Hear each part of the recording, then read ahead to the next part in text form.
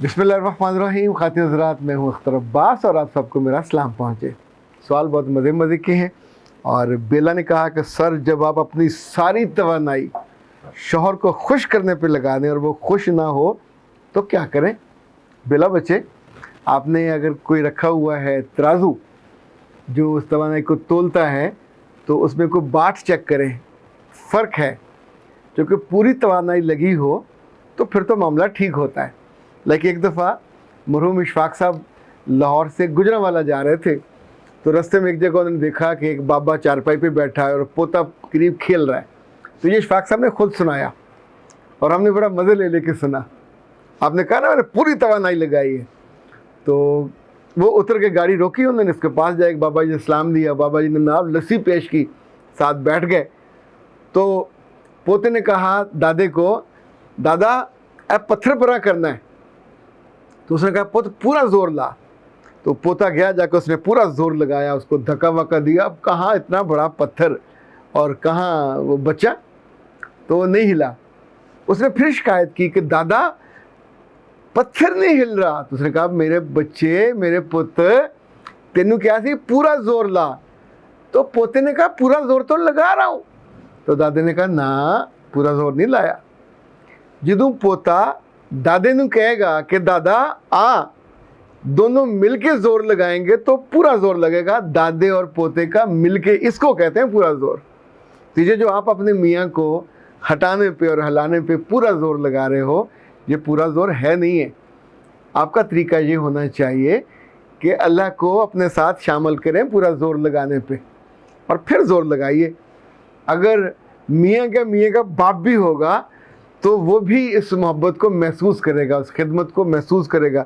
वरना ये होगा कि आप रोते धोते आधा ज़ोर लगाते उम्र गुजार देंगी और ना आपको खुशी होगी और ना बेला रहमान इनका पूरा नाम है, ना आपके मियाँ को खुशी होगी। अच्छा जी, रुखसाना कहती हैं कि अस्सलाम वालेकुम सर, अल्लाह आपको सलामत रखे, आपकी नस्लों को नेक नियति और इस खिदमत की तौफीक दे।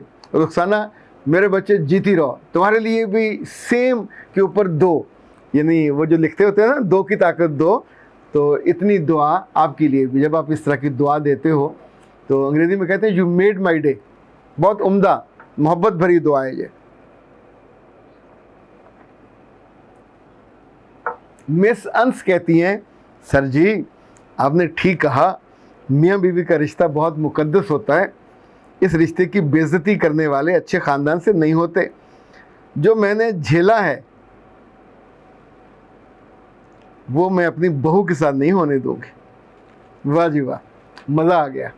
इस बात पे नहीं कि आपने क्या झेला है, लेकिन उस झेलने के बाद, उस दुख और तकलीफ़ को महसूस करने के बाद, जब इंसान रद्दअमल के निकल जाए। रद्दअमल जानवर का काम है, इंसान का काम नहीं है। इंसान रद्दअमल में बेहतर रद्दअमल देता है, सोचता है।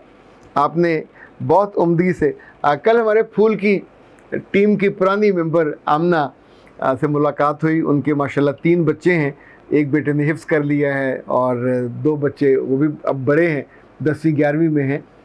तो हमने उनसे पूछा कि आपकी सास, और अब आने वाले कुछ बरसों में ज़ाहिर है तुम सास बनोगे, तो कैसी सास बनोगी? तो उसने कहा बहुत अच्छी सास बनोगी। इनफैक्ट ये जो आपके अंदर एक ख्वाब पलता है, एक ख्याल जन्म लेता है, आप ऐसे बन जाते हो, ढल जाते हो।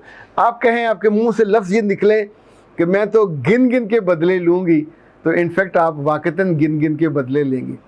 जितनी सांसें, मुझसे कल किसी ने पूछा कि ये जो सांसें बहुत लंबी उम्र पाती हैं, इसकी क्या वजह?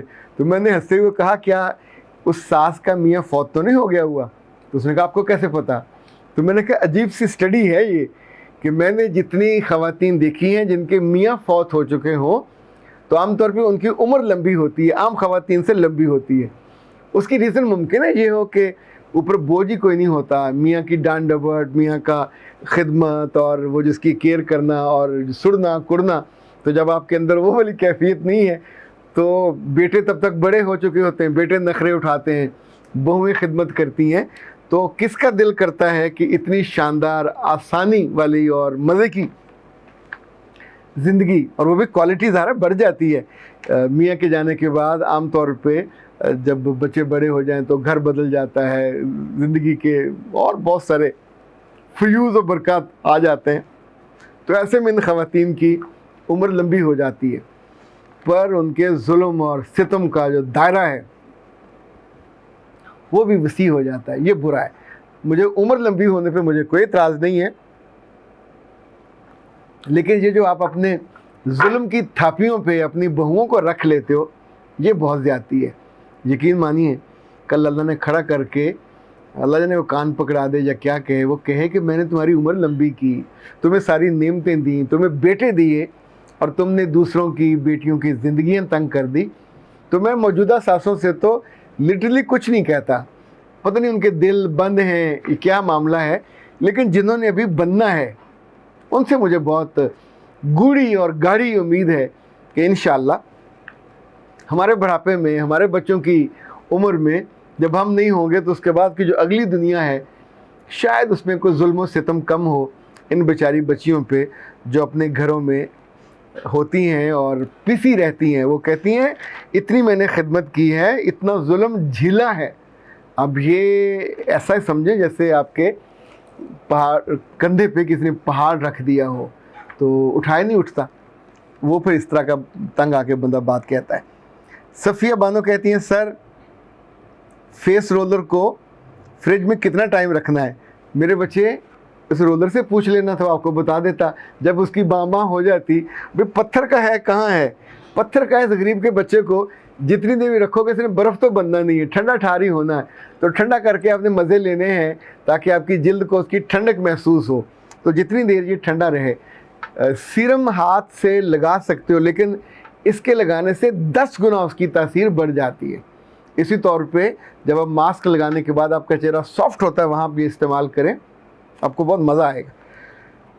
ویسے صفیہ بانو، میرے بچے اتنے چھوٹے چھوٹے سوال آپ لوگ کیوں کرتے ہو؟ مطلب بعض سوالوں پہ تو یعنی ہنسی آ جاتی ہے. اچھا سر یہ استعمال کرنا ہے؟ سر واقعی استعمال کرنا؟ سر صبح کرنا کہ شام کرنا؟ سر سجوں کرنا کہ کھبیوں کرنا؟